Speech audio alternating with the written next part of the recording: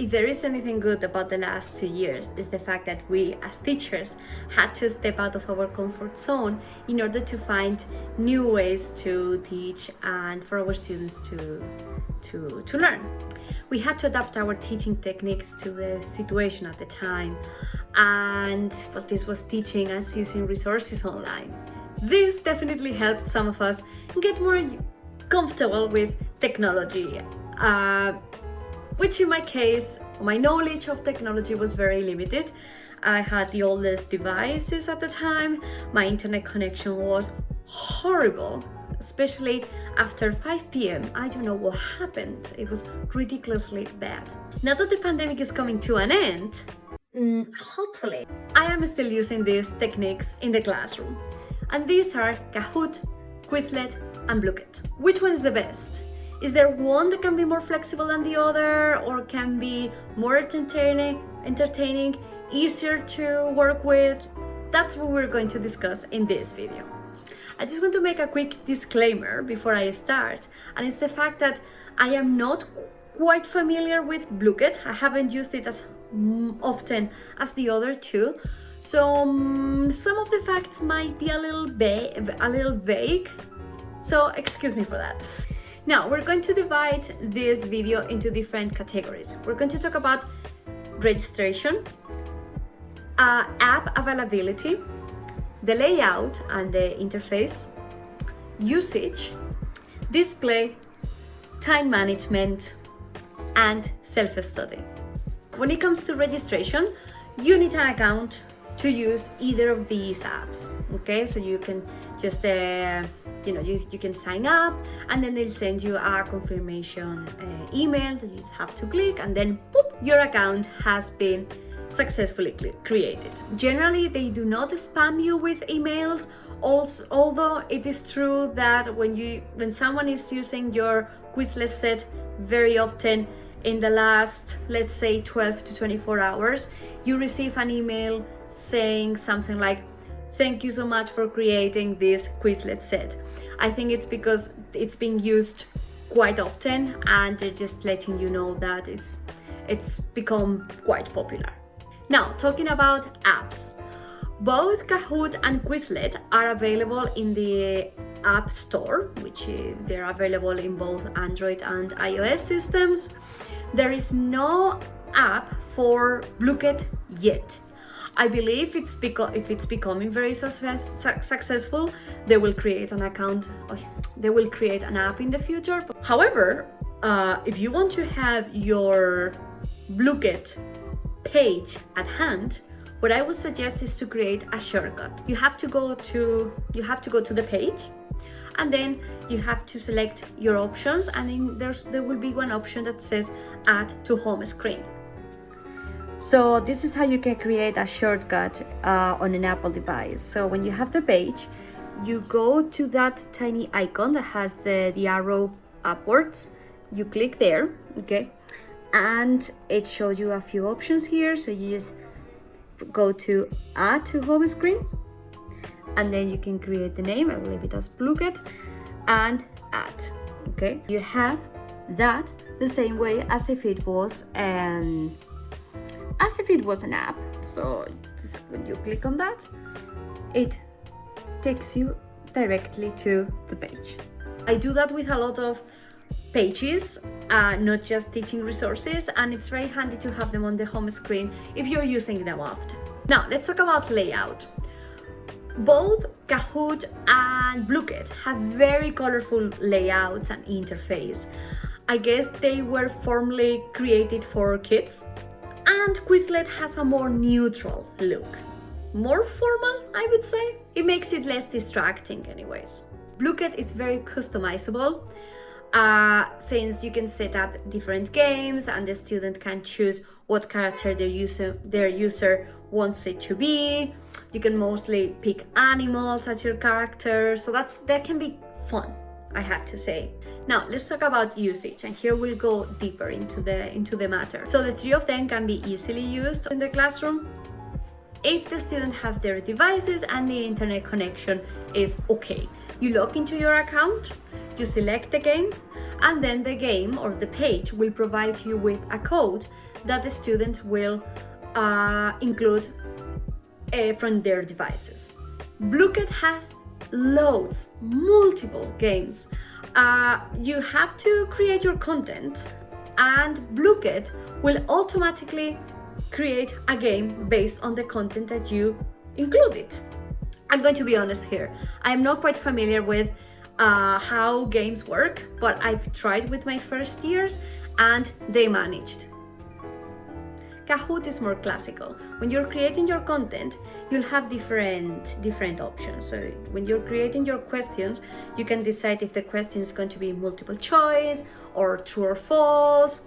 If you pay for premium, if you pay a premium subscription, you will have more options. But if you want to use the free version, you have loads of options.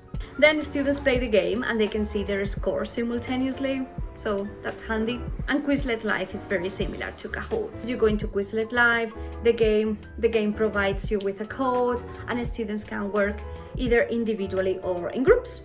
I think Blooket here is more versatile because you have more options, more games, so visually speaking, it can be more appealing.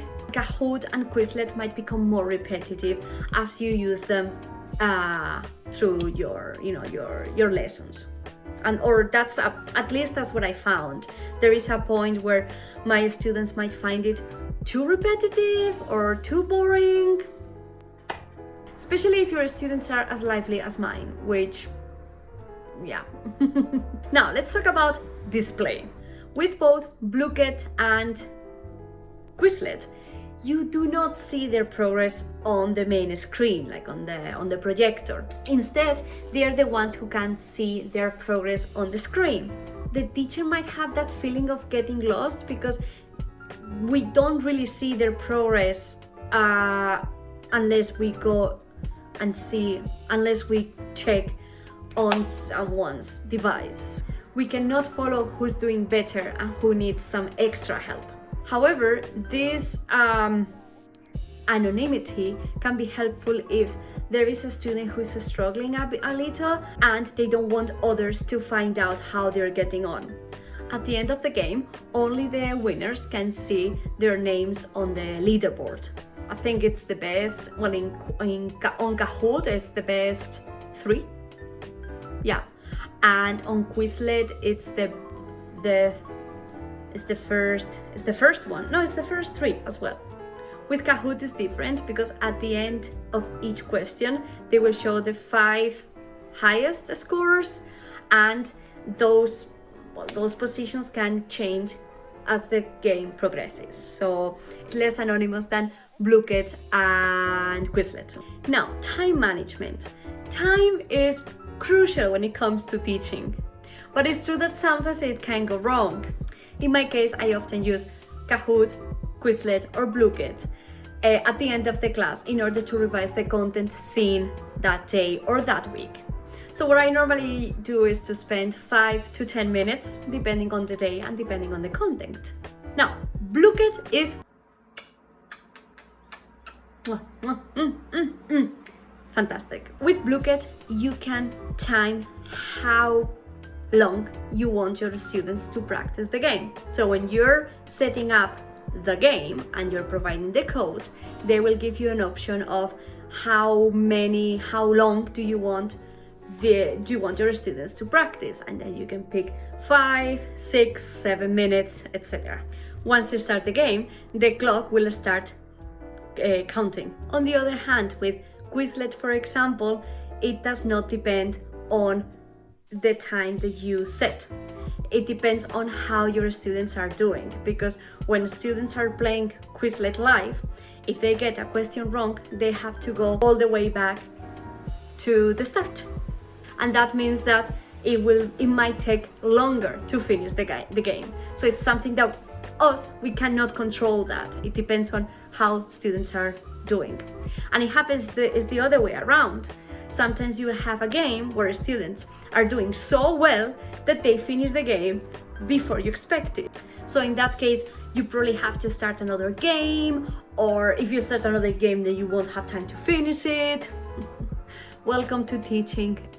Now, Kahoot is a little bit more customizable than Quizlet in this category, because you can create as many questions as you want. So when you create your questions, you can decide how many seconds students have to reply. For example, you can create a multiple choice A, B, C, or D, and then you can set, okay, I want my students to answer in 30 seconds or less. This way, you manage the time that you will spend doing that activity. So that's handy. They do not answer, the game still goes on. So it's not that like Quizlet that you have, or students have to start again and build the whole game again. I think if in doubt, I would use Blooket in this case, because if you set your game to 5 minutes, the game will finish at 5 minutes, and that is all. Now let's talk about the last one, and this one is self-study. Self-study became super relevant when we started remote learning back in 2020. Quizlet was my favorite one. Interface is super simple to use without the help of the teacher, and the student has different activity to choose from. So you can go, for example, if you're using the web browser, you have the exercises on the left, and you have a matching game, you have a test, you have a quiz, you have different activities. It's very entertaining, and you're learning and you're revising without realizing, because it can become really fun, not only for kids but also for adults. I think Quizlet can work in this way for people of all ages, because it's such a wonderful tool. And Kahoot is very similar. Once the student has an account and the link provided by the teacher, they can play multiple choice games with that content. I don't have much experience with Blooket in this regard. I'm sure there is an option, but I haven't found it, so I'm sure it exists. Now, to sum up, there is no right or wrong resource to use in the classroom. You just have to pick the one that best suits your students' needs. Sometimes you will pick one, and that won't be the one that will work for them.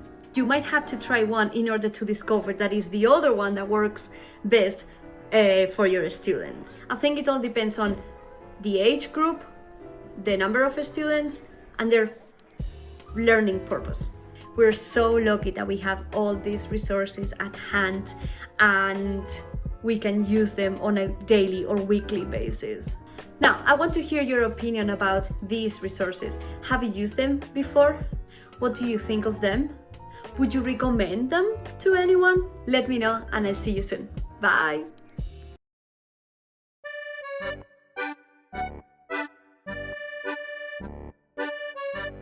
The last 2 years is the fact that us